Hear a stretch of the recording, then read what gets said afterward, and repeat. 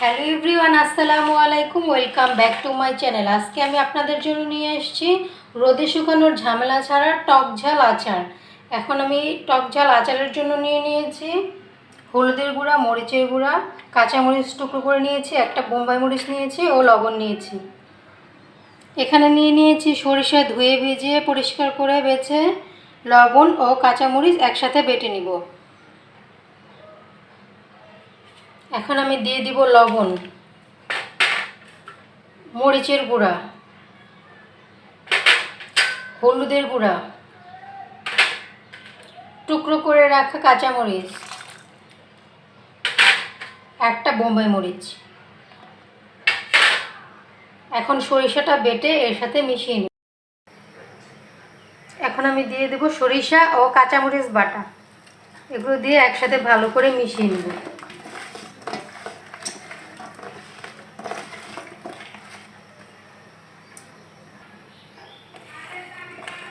আমার আমটা ভালো করে মাখানো হয়ে গেছে। এখন আমি এটাকে 10 মিনিট বাতাসে শুকিয়ে নেব। এটা রোদ দেওয়ার কোনো ঝামেলা নেই। আমগুলোকে এখন আমি 10 মিনিট ফ্যানের বাতাসে শুকিয়ে নেব। ফিরে আসছি 10 মিনিট পর।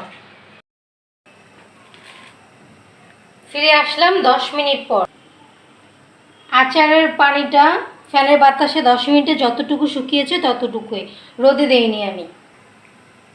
কড়াইতে তেল গরম করতে দিয়ে দিলাম পরিমাণ মতো সরিষার তেল। দিয়ে দেব একটু আস্ত পাঁচফোড়ন।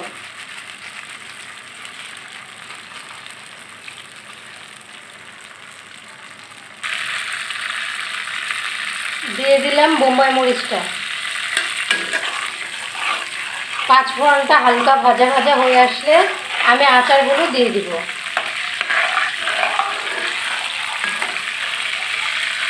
এখন মশলা মাখানো আমগুলো দিয়ে দিচ্ছি।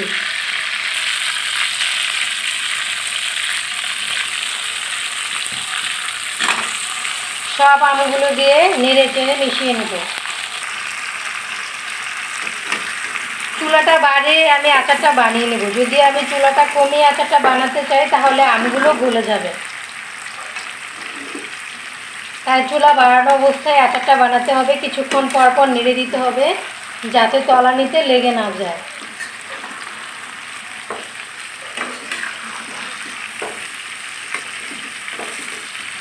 আর আমের গায়ে লাগা পানিটা যেন শুকিয়ে যায়।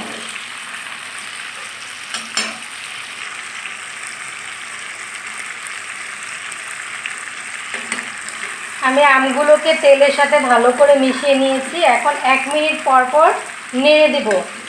এভাবে 10 মিনিট আচারটাকে রান্না করব। ফিরে আসছি 10 মিনিট পর।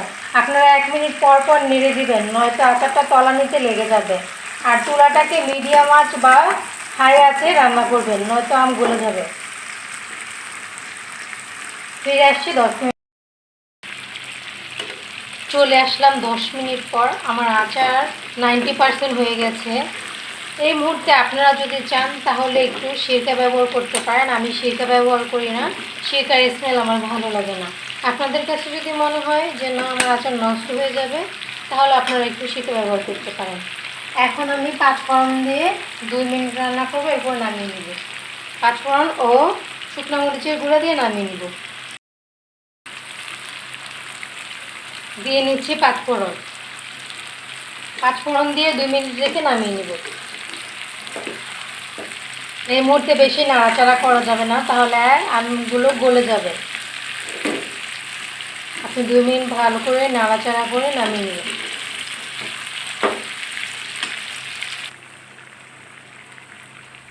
হয়ে গেছে আমার রোদে দেওয়ার ঝামেলা ছাড়া টক ঝাল আচার।